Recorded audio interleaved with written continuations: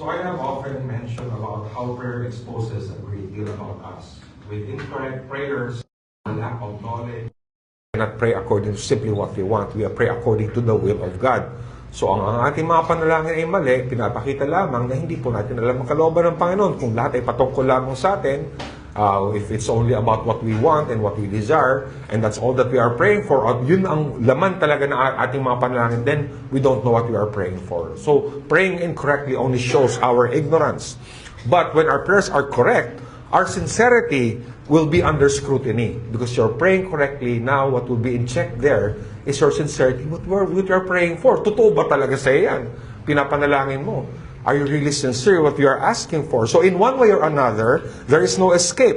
We shall be accountable with what we are saying in our prayers. So again, mali man ang ating panalangin, yan po ay pananagutan natin. Kung tayo man ay tama sa ating mga panalangin, wala rin tayong ligtas kasi pananagutan din natin yun. So tayo po ay hinihingan talaga maging totoo sa lahat ng ito. And I would say that it is not only it is with prayer, but pretty much with everything else that we say and do. That we really are going to answer to the Lord for everything at all. Our thoughts, what is in our hearts, what we say, what we do, everything will be exposed to God, and there's no escape. Whatever we do or what we say will all be under God's scrutiny. He will be the one to say if it is valid or not. So our message is entitled, The Truth and Sincerity of Christ's Testimony and Ours. Ang katotohanan at katapatan ng patotoo ni Kristo at ng atin. So we must simply speak the truth as Christ does. Truth remains truth, whoever speaks it. Yet there is an authority in Christ's words that we should pay attention to, and from there we also speak the truth. So if there's that level of sincerity in Christ, that I hope that we will also resemble that sincerity. So for the world, there are the people who say this, I'm so sincere with my words, that's why I'm not plastic. So what is in my mind, I say that because I'm not hiding anything, because I'm true to myself, I am not a hypocrite. So people say that to give an excuse for the hurtful things that they say that they are not hiding anything, hindi sila plastic, kaya kung anong gusto na sabihin, they will say that no matter what the effect will be on other people. So there are people who are like that. So is that being sincere? Maybe I will say yes, in a way it is sincere. But for us as Christians, that is not our sincerity. Our sincerity rather should be like this. I know that what I am about to say is hurtful and not good to other people. Therefore, I am going to strive against doing that because I know who I am. And I'm going to repent of that because I know the evil of my heart. So instead of giving ourselves an excuse na ang gusto natin sabihin dahil totoo at sa atin ay gagawin natin, tayo as Christians, no, we're not going to be like that. We are going to measure what we say and what we do according to the Lord Jesus Christ. So if it is not according to Christ, we're not going to do that, just like what we have heard earlier from EJ. So if it is not loving, it is not merciful, it does not resemble Christ, then we're not going to say that, no matter how true that is to us. Because our truth is not dependent on what we feel, but rather what it is saying about the Lord Jesus Christ. So our truth is measured that way. So that's the kind of sincerity that we want. So according to the truth of the Lord Jesus Christ, not only the content, but even the motive behind it should be like that of our Lord. So previously, the Lord Jesus Christ was teaching in the temple when a woman caught in adultery was brought to him in front of the crowd, as we have seen last time. So they said that the guilty woman should be stoned to death according to the law of Moses, and they were waiting for the Lord Jesus Christ to give an answer, to give an approval, or to give a go on this case that they presented before him. The scribes and the Pharisees did this not because they wanted justice, not because they wanted to correct what is wrong, but rather they did this because they were setting a trap for the Lord Jesus Christ. So, yun ang kanilang kagustuhan. Hindi naman sila tapat eh. Doon pala makikita natin the insincerity of these people. That they only wanted to catch the Lord Jesus Christ, trying to present a dilemma that he would be in trouble if he says go, or he would also be in trouble if he says stop the stoning. So whatever that is, they were trying to set that trap for him. But the Lord Jesus Christ rolled on the ground and said that, okay, so any one of you who's without sin, cast the first stone. And so they left one by one. As mentioned last time, this was supposed to be to put Christ into a trouble. He would be charged either way if he would give in to this trap. So We know from last time too na pag pumayag siya, that would put him in trouble with the authorities because it was forbidden in Roman law to put capital punishment in their hands. However, what his answer turned the spotlight on the religious leaders. If they really found the woman guilty, then why did they not stone her? Why did they have to do that? Why do they have to make it public? They should have done it themselves, or they should do it now. But they also know that this couldn't be. So, why did they not bring the man too? Bakit hindi nila sinama yung lalaki? According to the law of Moses, it's not just the woman, but the man who was also guilty should also face punishment. So why the woman only? So what the Lord Jesus Christ is that He exposed the hearts of the scribes and the Pharisees. As for the woman, was the woman guilty? Yes, she was guilty. She was caught red-handed. Hindi naman siya malinis, yung babaeng ito. Adulteress talaga siya. But the Lord has shown mercy right then and there. He did not condemn her, but He told her that she would sin no more. Go and sin no more, He told her. So kita niyo yung awa ng Panginoon sa atin. Kita niyo yung paano highlight nga dito, hindi na nga yung repentance ng babae, kundi yung awa ng Diyos. Di ba? Yung awa ng ating Panginoon. How His forgiveness also should lead to a striving for purity, for what is good and what is right. Like what we have seen earlier in our Union with Christ lecture, there are two sides, or there are two parts of our salvation. Earlier, according to what we have seen, the justification part and the sanctification part. Magkasama siya. You cannot be simply justified and then you say that you are pronounced not guilty and then you're not sanctified. That cannot be. So it should be, if you really are justified, kung kayo ay pinawalang sala ng Panginoon, pababanalin ka rin ng ating Panginoon. You're going to, righteousness will work itself in you. The Lord, grace of God will work that righteousness in you, making us more and more like the Lord Jesus Christ. And so we see that also last time, the Lord had told her, don't sin anymore. So we also saw last time how Christ and the sinner were together. They were both accused. Like what a beautiful picture, right? That it is Christ and the sinner together. Even if the world accuses, even if Satan accuses. But Christ is our advocate. He's our advocate. He is with the sinner. And it is the Lord's judgment that stands. As for the proud religious leaders, they were guilty of sin too. But they left. In contrast to the woman who stayed with the Lord Jesus Christ. So we have seen the contrast between pride and humility. They were both guilty, but one rejected Christ while the other stayed. So we see that in the story that we had, that there were questions about the placing of the story, but in the providence of God, it's there. It came before our text right now, and God in His wisdom had put it there for our good. So coming to our verses today, the Lord continues to face the opposition of His enemies, which is nothing really new. So the Lord Jesus Christ led a life of controversy, especially when He began His earthly ministry. But our story also gives us important insight that we can reflect on as we look to Christ and ourselves. So patuloy pa rin tayong natututo sa mga detalye po ng mga kwento. Nakikita rin po natin dito yung mga bagay, mga sungot-sungot ba? Kung paano rin natin masusuri yung mga sarili natin sa mga detalye ng kwento. Kaya ito kaya kahit na para bang paulit-ulit siya. That's why even if the same theme about hypocrisy, about Christ's pardon, about Christ confronting His enemies, but you will see that in those details, on all those that happen, there we can draw principles and insights that would also speak to us. So we can reflect on these things as we look to Christ and as we see ourselves in the light of the Lord Jesus Christ. And so may our message show us that because Christ's testimony is perfectly true and wholly sincere, flowing from His unity with the Father and leading to His self-giving work, we who bear witness to Him must also speak and live the truth with sincerity, not for ourselves, but for God's glory and the good of others. Dahil ang patotoo ni Kristo ay ganap na totoo at lubos na tapat na nagmumula sa Kanyang pakikisa sa Ama at nagtatapos sa Kanyang handog na sarili, tayo na nagpapatotoo tungkol sa Kanya ay dapat ding magsalita ng katotohanan ng may katapatan. Hindi para sa ating sarili, kundi para sa kaluwalhatian ng Diyos at sa ikabubuti ng iba. So tayo po ay nagsusumikap tayo maging kagaya ng ating Panginoon Kristo sa bawat paraan po ng ating buhay. That we would like to be like the Lord Jesus Christ through and through. Like what I've said earlier, we will not be able to perfect this because never achieve perfection in this life.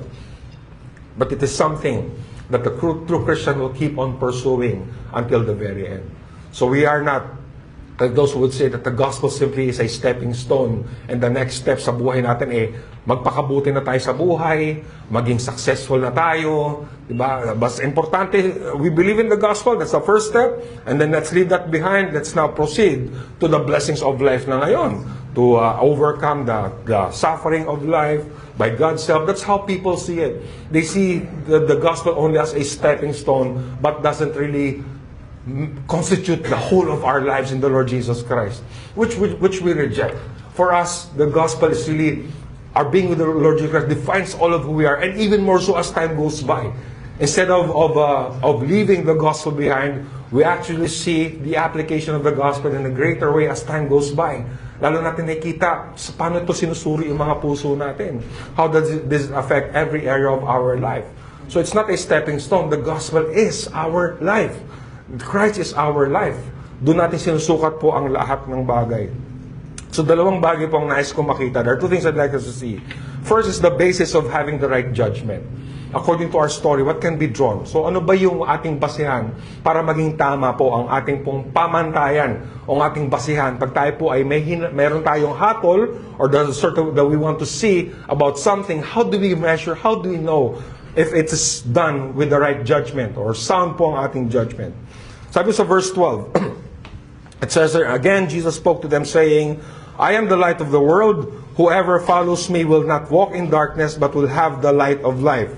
So the story opens, yung pagiging liwanag ni Kristo, I am the light of the world. Ang ating pong kwento ay nagbubukas po sa pangalawa, the second of the 7 I am statements of the Lord Jesus Christ. And here He says, I am the light of the world.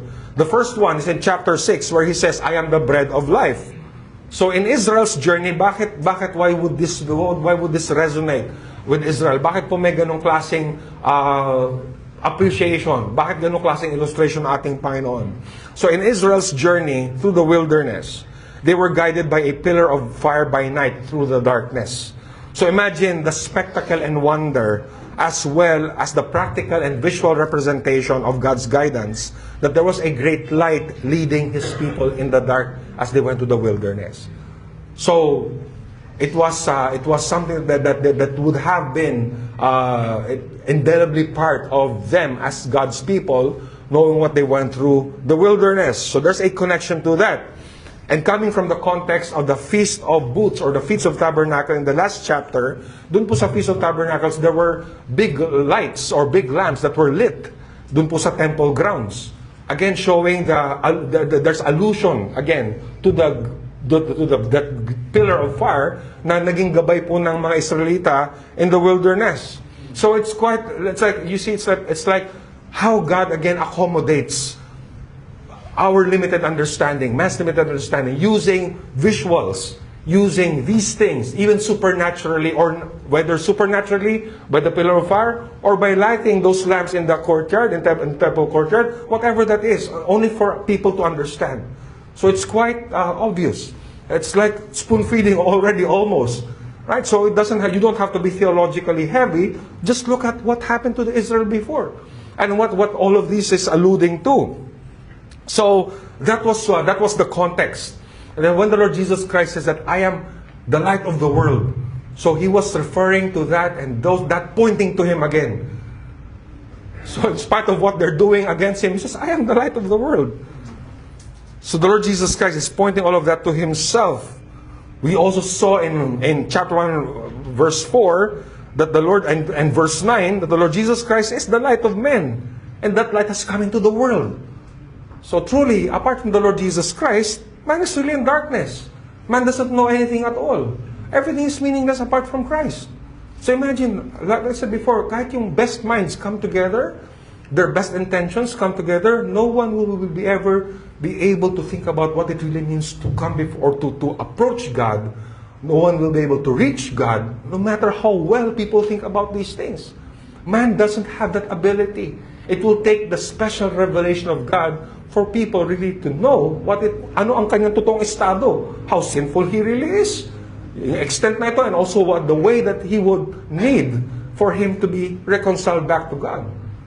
So, wala talagang paraan ang tao sa kanyang sarili. Kahit yung pinakamatalinong tao pa, even the best and most brilliant of men will never be able to know how it is to approach God, a most holy God. And apart from the Lord Jesus Christ, everything is in vain. Even if you have the best of what life can offer to man here on earth, apart from Christ, that is really nothing. That is all fleeting. Walang saysay ang lahat ng ito. Kahit gaano pa ka-successful ang buhay ng tao sa mundong ito. I remember there was one time we had to correct somebody, an old lady, and she was trying to commend somebody, and this younger lady, she was saying, oh, you're so fortunate, you have everything in life. And this young woman that she was commending or she was praising actually did not know Christ.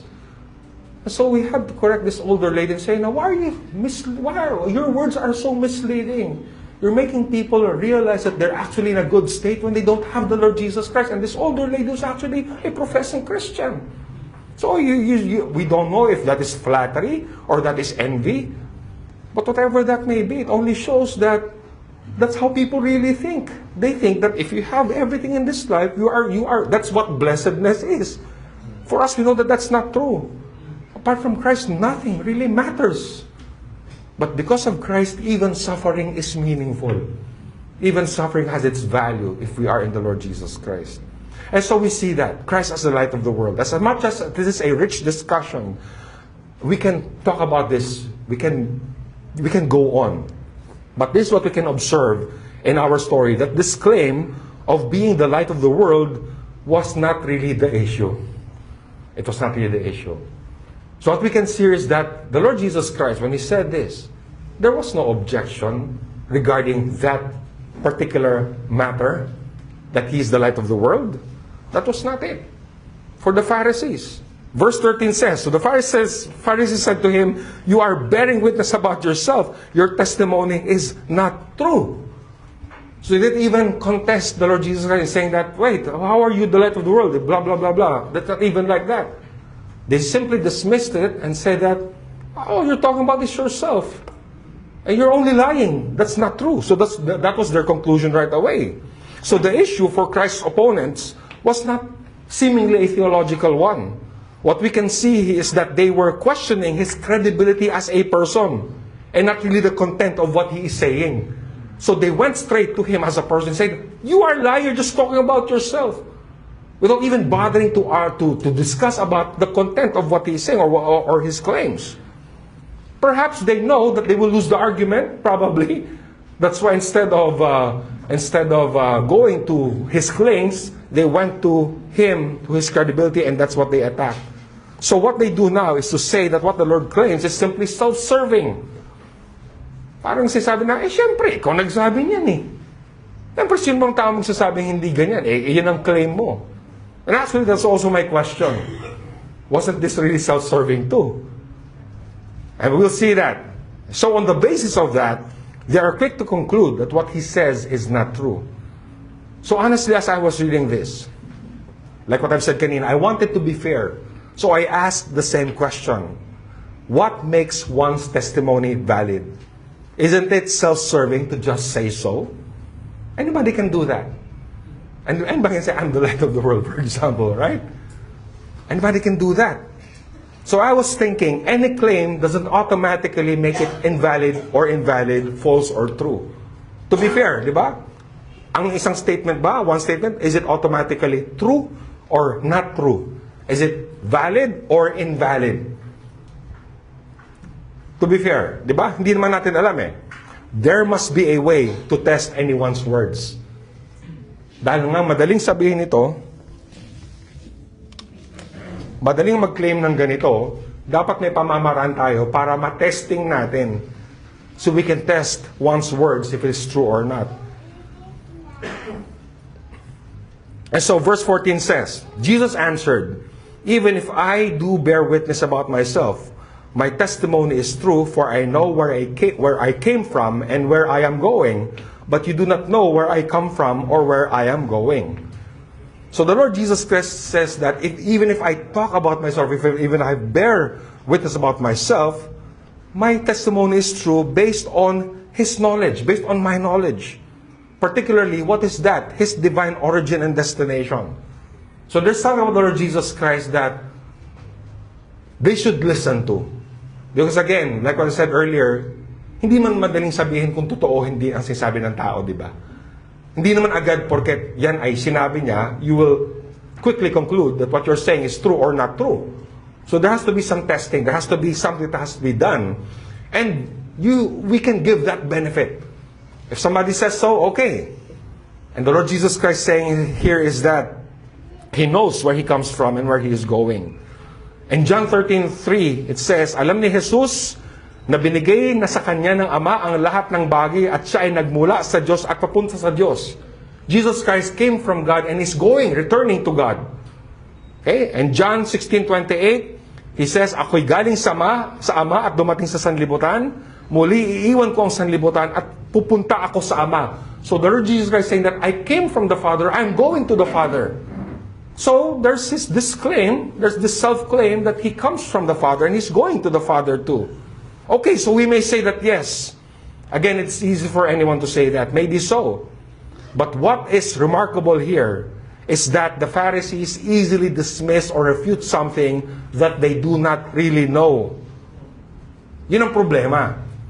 When opponents simply dismiss what you are saying without even investigating.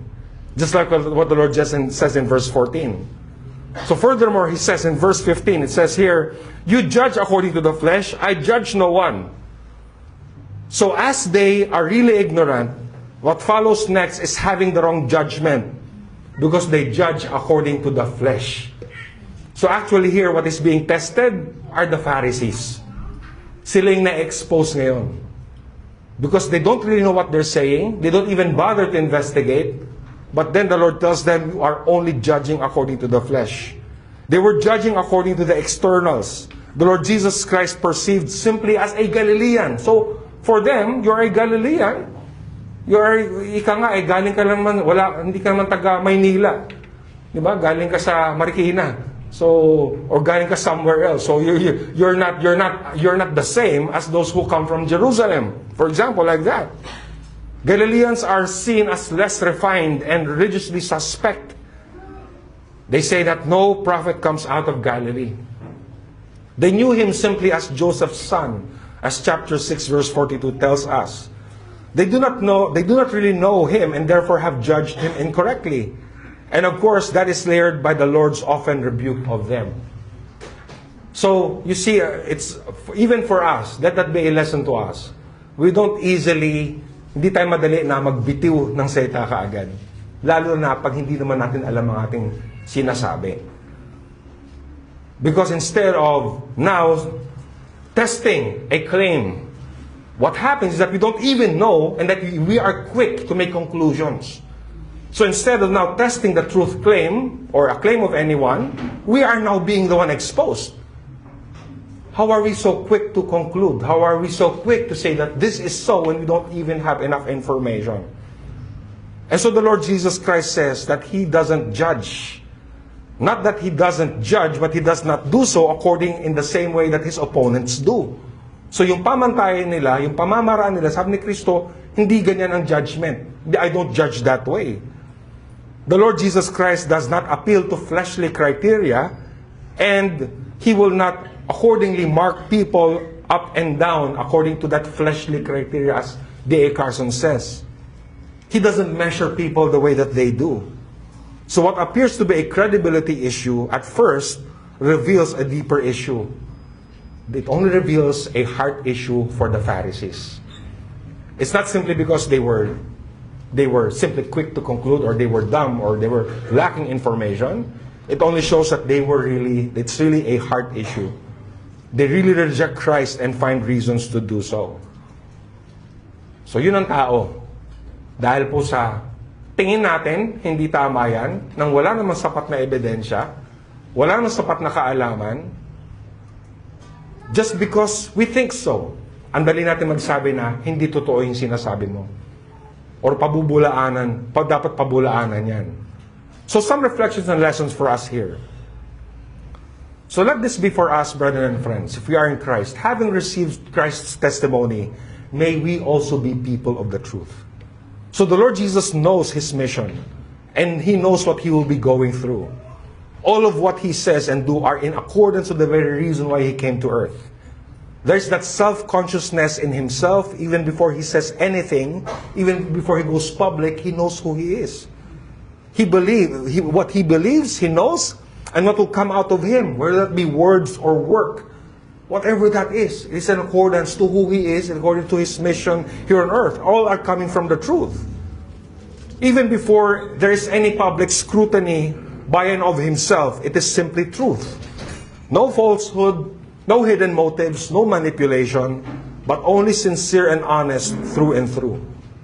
So, let us also be reminded, brethren and friends, that let our truthfulness flow out of the Lord Jesus Christ too. If we are united with Christ, if union with Christ is true to us, if His life is our life, then it should be that that truth, that same truth, will flow out of us too, if we truly are in the Lord Jesus Christ. You see, people may vouch for you or not vouch for you. Pwede naman yun, di ba? People will believe you or not. People will endorse you or not. That can happen. But what matters at the end of the day is that your testimony and all that you do is simply true. Whether people agree with it or not. If people will vouch for you or not, it doesn't really matter. Even in your own level, you should be as true as the Lord Jesus Christ is. That we are not here with any agenda of our own. We're simply being honest as we are now united to the Lord Jesus Christ. So you see, there is no manipulation in what we say or do. We're not here to show favors to other people, trying to manipulate them to be on our side, on our camp, trying to win the sympathy of other people. You don't need to do that if you're in the Lord Jesus Christ. The Lord Jesus Christ did not need that. Regardless, because He was now going to die anyway. He knows that He's going to die. So whatever the sentiments of people are against Him, that's what it really is. What can you expect from a fallen world? And the same courage we will also have if we are in the Lord Jesus Christ do. Wala tayong pasaring or patama kahit kanino. We don't have to do that. You don't have to, I don't know if English words don't have direct equivalent to Tagalog, the same is also true with Tagalog to English. So yung pasaring, patama, how do we say that in English? Saying words indirectly so that people will know what you're saying without you directly telling it to them. So I hope Trev and Chuck understand what I'm saying. So you go to social media, you're trying to send a message across to people and you don't want it to be direct to them. So what you're going to do is that you're going to do it through a means that would not directly charge you of attacking them. So that's what pasaring or patama means. Parinig, gaslight. So you see, for us Christians, we don't do that. There's no malice, there's no flattery, there are no lies, there's no scheming, there are no duplicities at all, but we are simply saying what it is. We're doing things because it is the truth. So let it be so, that there may or may not be public scrutiny or exposure, but we will simply speak and act the truth. So, for us to do this, brothers and friends, settle the truth in private, even in your own self. We must be sincere even if we are not with people around us. Sa sarili pa lang natin naging totoo na tayo. So that when you go out into the public, or when you have access or means to go public, you are going to be truthful in whatever that may be. But you settle that amongst yourselves. You settle that amongst us. Na gagawin lamang natin isang bagay at sasabihin ng isang bagay kasi totoo lang naman siya. Na wala tayong pinatatamaan, wala tayong pinaparinggan, wala tayong ina-attack, wala rin tayong inuuto. Diba? Hindi tayo nandito para magpakampi or para tayo po ay kagiliwan ng ating kapwa. Ginagawa lamang natin sa mga bagay na dahil yun lang po talaga ang tama.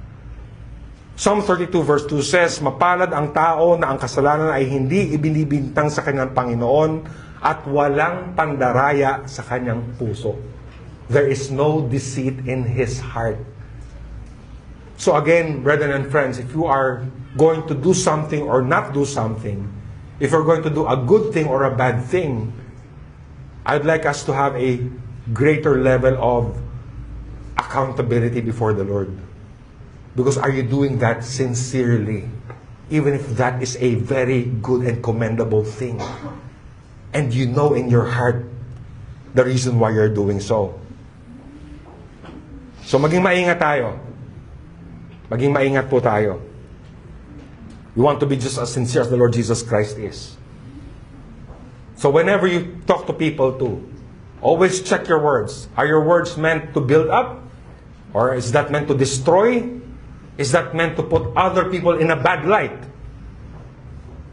Is that meant to hurt others? Indirectly, because you're not talking to them and you're just talking to other people. Tingnan nyo maigi mga sinasabi po ninyo, ang ginagawa po natin. So maging totoo po talaga tayo. Again, sincerity is not simply doing things because you're not plastic and you are comfortable just blurting out whatever you want to say without giving it a good thought. But we are going to answer to the Lord with all of what we say. Second reflection, the first point, let us judge not according to what is favorable, but according to principle. So on the one hand, the Lord Jesus Christ was simply speaking the truth by and of himself. On the other hand, the Pharisees were quick to accuse him of lying. By what standard? So, what is the standard of truth? What is the standard of true and false? How can we say that something is true?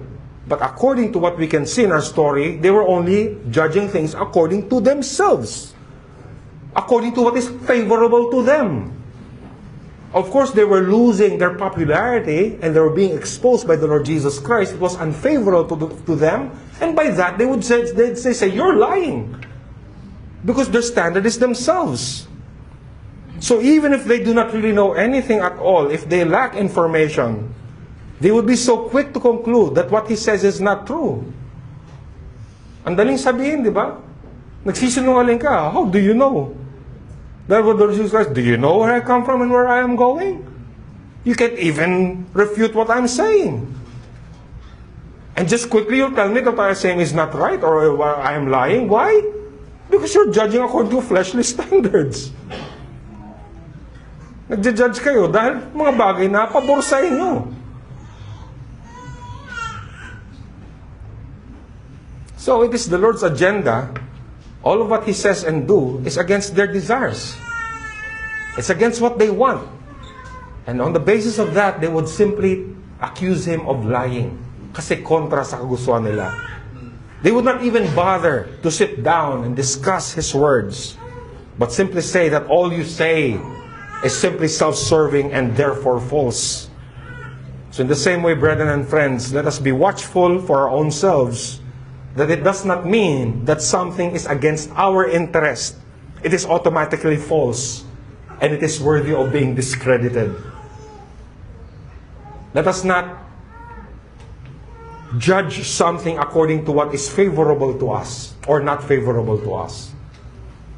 We should have that firm resolve that our judgment, our decisions will not be founded on things that will work for us according to our earthly agenda.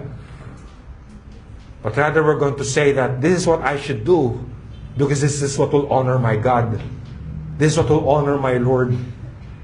Even if it puts me at a disadvantage. But if it is true, if it is right, then I will do so.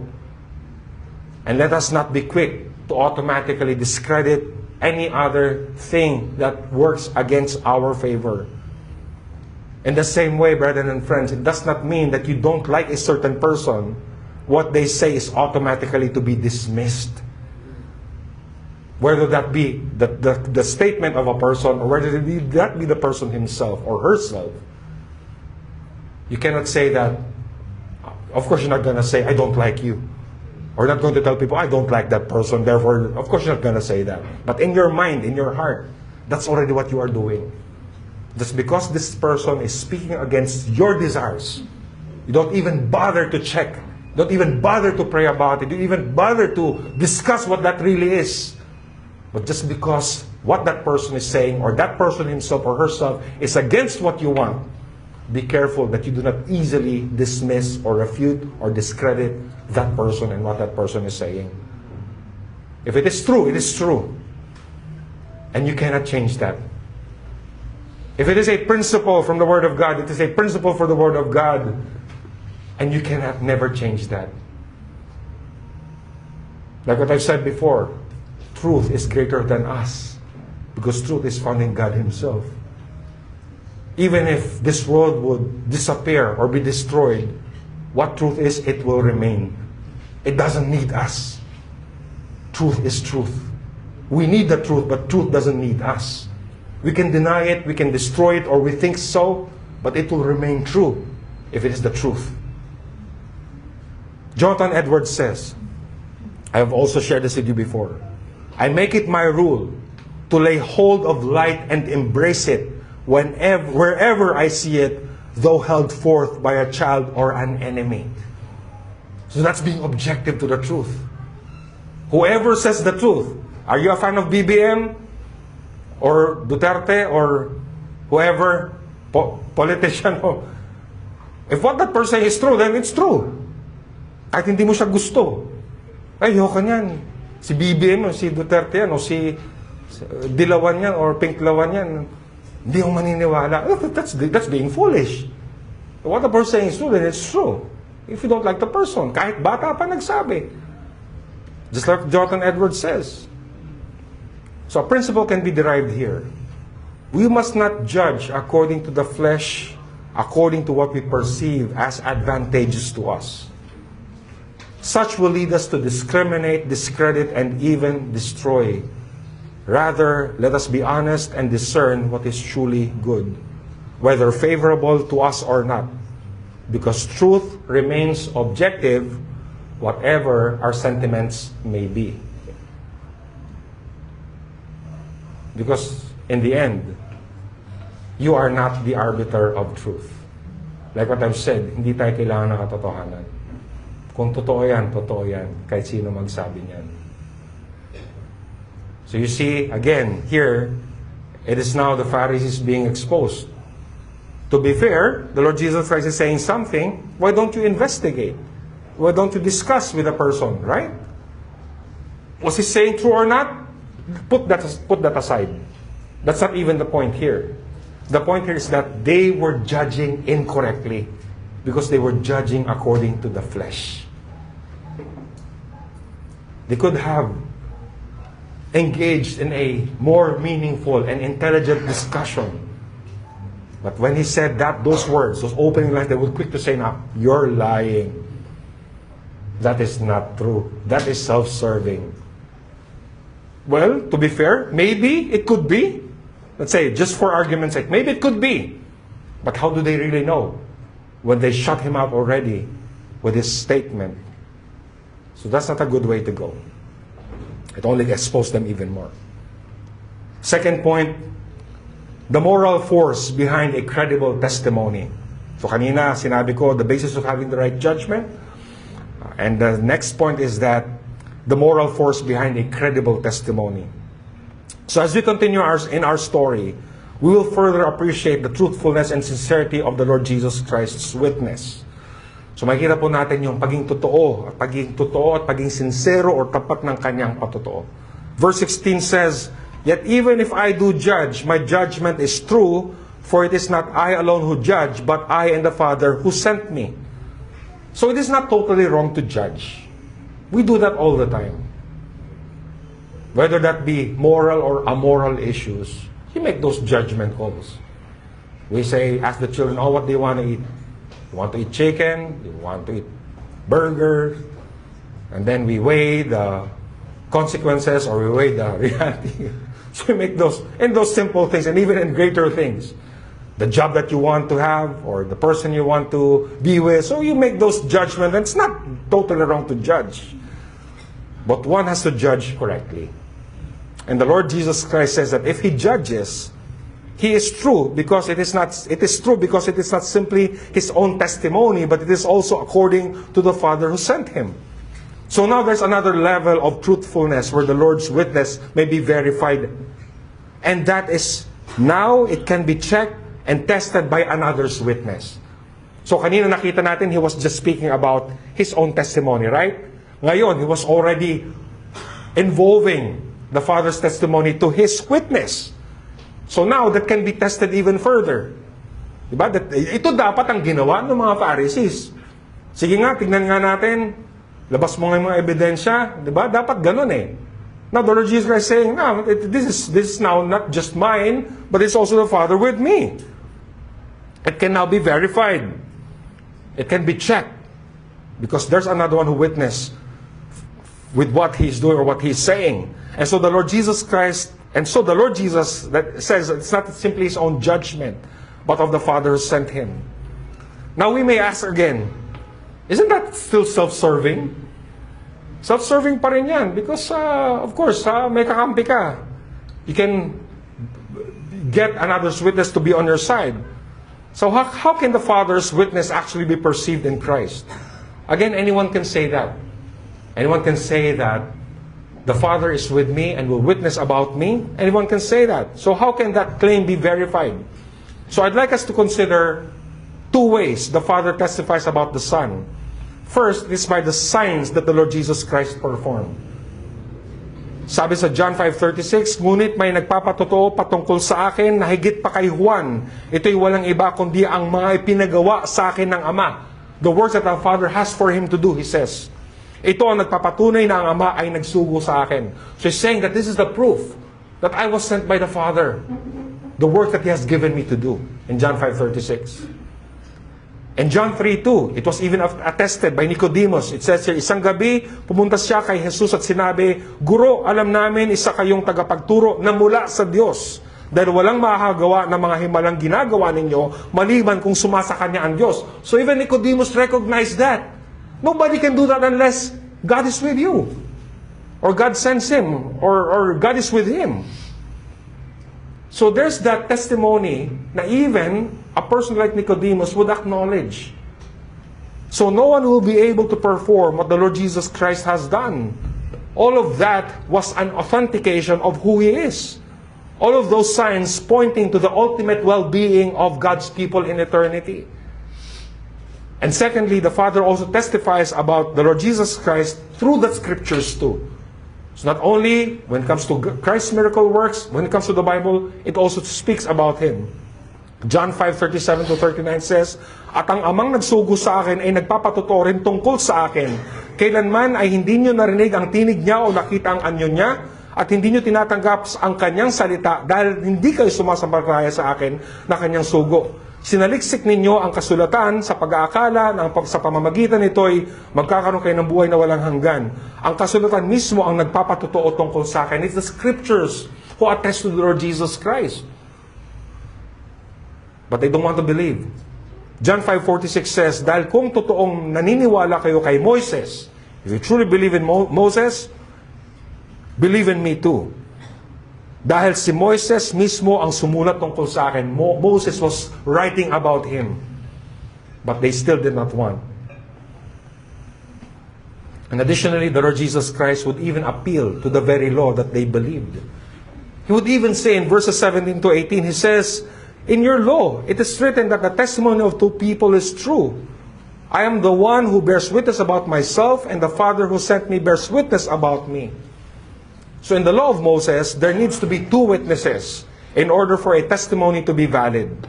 You see that in Deuteronomy 17, verse 6, Deuteronomy 19, verse 15. So what the Lord Jesus is doing here is that He establishes the legality of His claim. On the basis of two witnesses, this satisfies a legal requirement. Now, we may ask, but He includes Himself as one of the two witnesses, Him and the Father. Isn't that self-serving once again? So, now let us consider this. There are times that for the sake of truth and justice, there should be more than just one witness to establish the truth. For the sake of being fair, kinakailangan talaga mas maraming witnesses, mas maganda. That's why thankfully in our time today, we have CCTVs, so that when, unless it is AI generated, but if it's true, a CCTV video, you can see, and people can see. And people can attest that it actually is true. What happened because of that? So there's that sense that we want more people to see, for them to attest to the truth.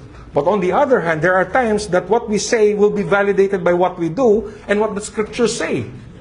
So for example, you remember the two women who was fighting over a baby in front of King Solomon? So there were no other witnesses, just them. The word of one against the other. So Solomon had to make that judgment call during that time because wala ibang nakakita. Sila lang talaga. So matetest yung sinabi mo by also what you also do, or by your words, ikaw ay mahuhuli ka rin. So, but whatever the case may be, as sinful human beings, any of those can be used for personal and selfish interests. Whether you are just by yourself, making a self-claim, or whether there are witnesses, you can use that also for your own personal interests. What makes it different for the Lord Jesus Christ is that, yes, He included Himself as one of the two witnesses. He counts Himself and the Father as the two witnesses. But that is not self-serving. You know why? Because the Lord Jesus Christ was not seeking His own self-advantage in all of this. That's the difference. A person, when you want to attest to the truth, for example, a person, a sinful human being, would always want to be absolved. He doesn't want to be accountable. He can even lie if he needs to lie, just to release himself from any accountability before the law. That's why a person's witness should really be questioned. A person's testimony should really be tested. But the difference is for the Lord Jesus Christ, He was not sparing Himself in all of this. It was not for His own advantage. Kaya sinasabi yung mga bagay na ito. Whereas sinful man may use the technicality of the law to serve their own selfish desires, it is not true with our Lord. The point is this: Jesus Christ's self-witness is not selfish self-promotion. Because it is given in union with the Father. And He was here for a mission. He was here for the truth and the salvation of His people. He was actually putting Himself on the line in all of this. So there's a difference between our testimony and the Lord Jesus Christ's testimony. Hindi Niya sinasalba ang Kanyang sarili sa lahat ng ito. Nilalagay Niya ang Kanyang sarili sa quote-unquote kapahamakan pa nga sa lahat ng Kanyang ginagawa. What the Lord Jesus Christ is doing here is that He was not sparing Himself. He was not doing this for any selfish agenda. Whether He's speaking the truth, of course, He is the one. Siya yung object dito eh. Siya yung malalagay sa alanganin. Pero hindi Niya ito ginagawa para sisihin ang sino man or spare ang kanyang sarili.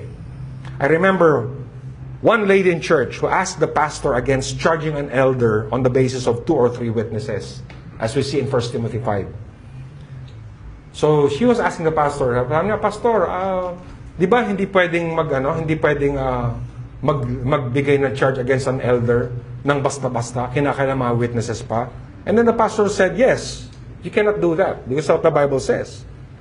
And that's what she exactly did.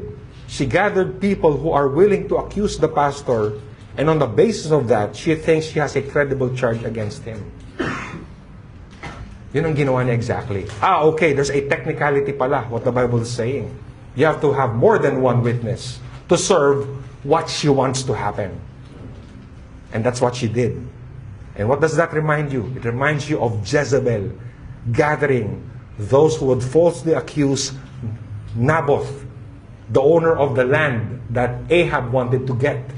Pero ayaw ibenta ni Naboth sa kanya. So you see, that's what people do. They would use the law, they would use technicalities, they would use whatever that they can do, even something good as a law, to protect the interest of people. But rather they would use that to destroy other people too.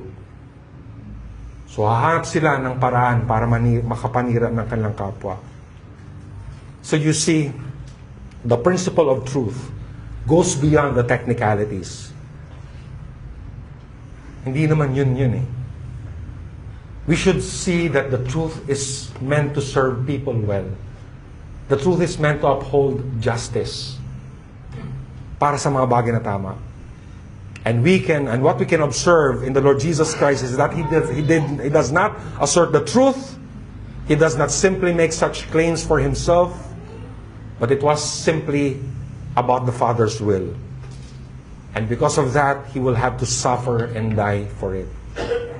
And that serves as a very good guide for us when it comes to whatever it is that we say and do. Like what I've said kanina, you don't simply say that you are sincere, that you can easily blurt out words. Our sincerity goes beyond simply what we feel, what is true to us. Binabalikan natin yung katotohanan ng ating Panginoon. So some reflections and lessons para sa atin. So as we look to the Lord Jesus Christ, let our motives never be self-serving, but only for what shall serve goodness and truth at all times. So what was Christ's testimony really for?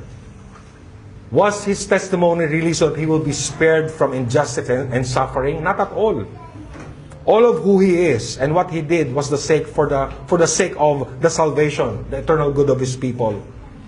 He was not defending Himself for Him to be spared, but He was defending Himself to establish who He is for our good. So He was not there to say that this is the truth so that I will not be hated or be punished. But He's saying that this is really who I am.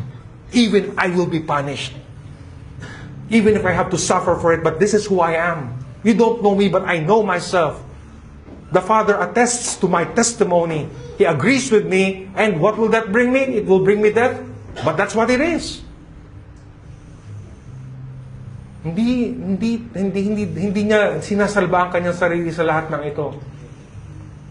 Alam niya yung kanyang mission. And it's for our good. So in the same way, brethren and friends, for what are our words and deeds? What is it that you do? What is it that you say? And for what is that for? So may we be challenged that whatever it is that we do, let it be done always thinking about the good of others and for the glory of our God.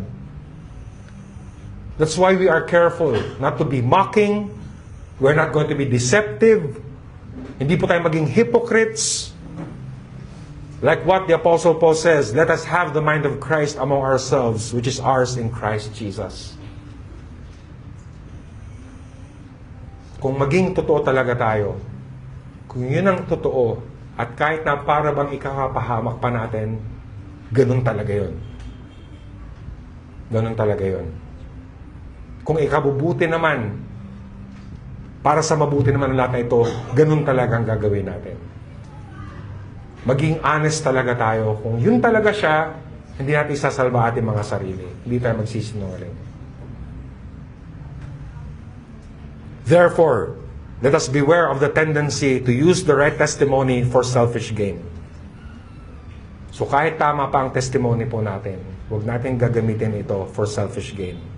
One key difference between Christ's testimony and ours is that even if what we say is true and correct, it can only be done selfishly and for one's own vainglory. Remember the story of that lady who simply gathered people for her own agenda. Maaring totoo ang sinasabi niya, maaring technical siya, tama ang ginawa niya, pero para anong purpose? Para makapanira ng kanyang kapwa. Hindi man nag-succeed yung lady na yan. Pero that's what people really are. Whereas Christ's testimony is never as such, His testimony speaks about His sacrifice and death. So that this should also confront us in any truth claim or any effort that we do. Yung bang ginagawa po natin at sinasabi po natin, is it an act of self-denial and love? Or is it somehow self-serving with an ulterior motive? Dahil pwede ka magsalita ng totoo, pero sinasabi mo lang yan talaga para makapahama ka ng kapwa mo. You can only say that to destroy other people. But rather, it is meant to serve truth and the good of others. It is not meant to merely injure, expose, and exalt ourselves. Isipin natin, what a way to use the truth. That you're only going to use the truth to exalt yourself. Remember that we should never take up what was sown in blood and sacrifice to lift ourselves or anyone up. How dare we profane the blood of our Lord by even using Christ and the gospel for our own selfish agenda. So whatever that may be, whatever platform you're using, Whether that be a personal accusation against other people, whether using social media, whether using the church, you're even going to quote the gospel, you're going to quote the Lord Jesus Christ, you're going to quote scripture, but it's only about yourself. So let us be careful. So remember that the moral strength of a credible testimony is not selfish advantage, but truth spoken in fellowship with God and for His righteous will. So that's what makes us credible. So again, lampasan lang natin yung nagsasabi ka lang ng totoo. Pero ang tanong dito, para saan yung sinasabi mo? Para saan? Ano ang gusto mong ma-achieve sa sinasabi mong yan? Anong gusto mo bang marating? Or ano bang hangarin natin? Bakit tayo gumagawa or nagsasabi ng isang bagay? And then verse 19 tells us, they said to him, "Therefore, where is your father?" Jesus answered, "You know neither me nor my Father. If you knew me, you would know my Father also." Perhaps out of ignorance, they would say, "Where's your father then?" Or maybe they were mocking him because they knew that Jesus Christ's father was Joseph. But the Pharisees only proved that they did not really know the Father. They did not know the scriptures after all. In all their expertise, supposedly, and their being religious leaders, they did not know God at all. To truly know the Father, one has to know the Son. And to reject the Son is to reject the Father who has revealed Himself fully in the Son. So there was this question yesterday in our discussion. I raised that question. I said that if God is unchangeable, if He is immutable, if God is as solid as can be and as changing as can be, then why can't we just rely on our God who is impassible and immutable because He's unchanging anyways? And then I also answered the question. I said that because it has to be in Christ. Because Christ reveals all of who the Father is. All the mercy, love, grace, all of that finds its fullness and all of that in the Lord Jesus Christ. Earlier I was talking to Popoy. I said, if God is merciful in the Old Testament, take Christ away, what is that mercy for? If there's no salvation. If there's no payment for sin. So to reject Christ as the fullness of God's revelation is to reject God Himself. It is turning away, it is rejecting the Father who has revealed Himself fully in the Son. So in conclusion, verse 20 says, "These words He spoke in the treasury as He taught in the temple, but no one arrested Him because His hour hadn't come yet." The Lord Jesus Christ would do all of this in public, exposed to people. He can easily be arrested. Pwede siyang mahuli anytime. But all His days are in the hands of the Father. His time hasn't come yet. And so He wouldn't be arrested. Not just yet. So it is my hope that as we live our lives, which is inescapably public, it will show not a desire to promote ourselves or to spare ourselves. We're not here to make ourselves look good in the eyes of men. We're not going to use Christ as we do so. But rather, we speak and labor for the truth, not being technical, but doing so always for the good of others and what will honor the Lord. Di tayo nagpapaka-technical sa mga bagay-bagay. We go to the principle. There's nothing wrong with being technical. That can be done. And it must be done. There are times that it will really be needed na maging technical talaga tayo. But that is not the end goal. It's not simply being to be precise and accurate with what we say and what we do. But there's a higher principle. There's that love. There's that honesty and sincerity so that when God looks at us, we will not be shamed before Him because He does not look at the appearance, but He looks at the heart. So let's quit trying to make ourselves look good in the eyes of God and using technicalities just because we want to serve our own interests. God knows our hearts. There is no escaping Him. Sana, kagaya ni Kristo, when we say something, sa atin palang alam na natin na totoo.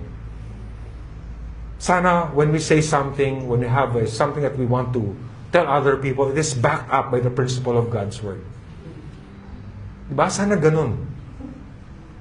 Parang, show me in the Word where that is. Where do you draw that principle? Dapat ganun. Ganun tayo ka-sincere dapat. Hindi yung may sasabihin tayo, yung pala, gusto lang pala natin isulong yung kagustuhan natin. And then when that is tested, it's gonna fail. Because all that you were really pushing for was just yourself. Like what I've said kanina, hindi naman sa simula, hindi naman talaga parang theological yung issue dito eh. Didn't even bother to see the claims of Christ. But we see here that His credibility was under scrutiny. But again, the spotlight now is on the Pharisees. Sana ganun tayo mga kapatid. Pag meron po tayong sasabihin, let us remember the things that we can see here. When you make a claim, don't make it too quickly. Without giving it enough time or thought or consideration to what another person is saying. And then when you're going to say something, make sure it is backed up by the words of the Father, by the words of the Lord Jesus Christ. Just don't say things just because you want to say it. Say it according to the truth of the Lord Jesus Christ. God knows who we are. May it be so that like Christ, we honestly know what we are saying.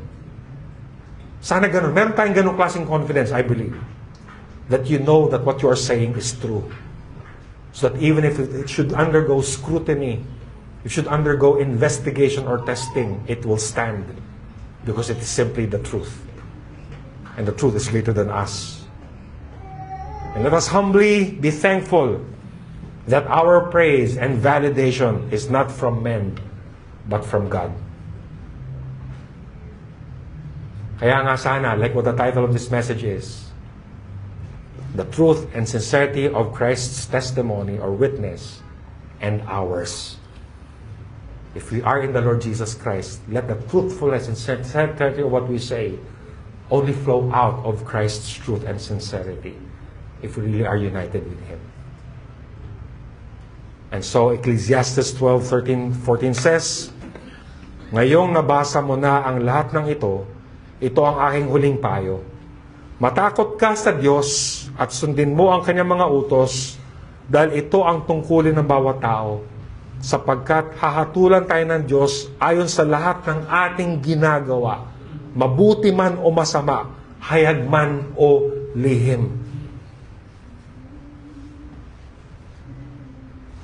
We are going to answer to our God with everything that we do, good or bad, hidden or exposed. And so now that we are in the Lord Jesus Christ, brothers and friends, what is the reason for us to remain in insincerity? What's the reason for us not to be true sa lahat ng ating ginagawa?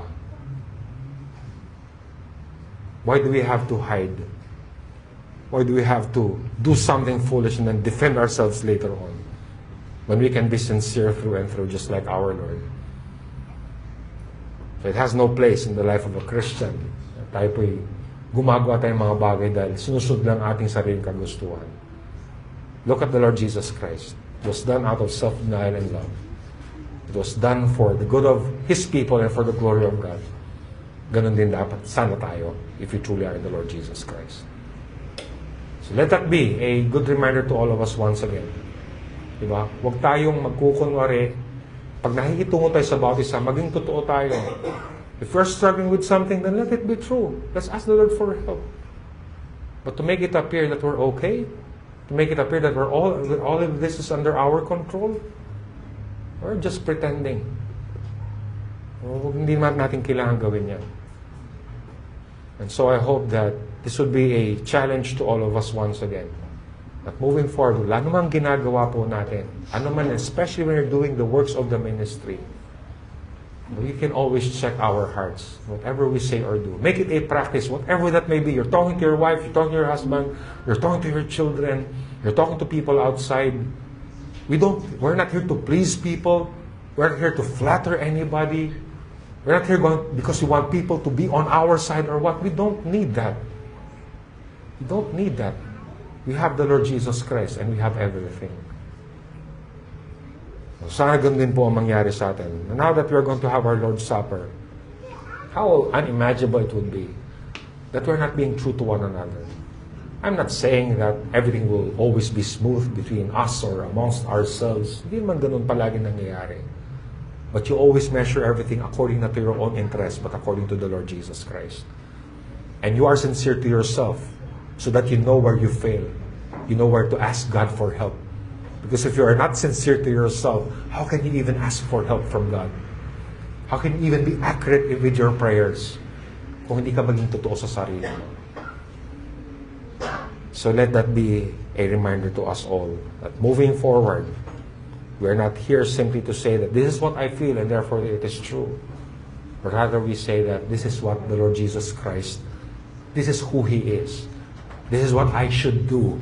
I know it's against my flesh and I am sincere with that I am failing and I need grace. That kind of sincerity, brethren and friends, if we truly are in the Lord Jesus Christ. Let us pray.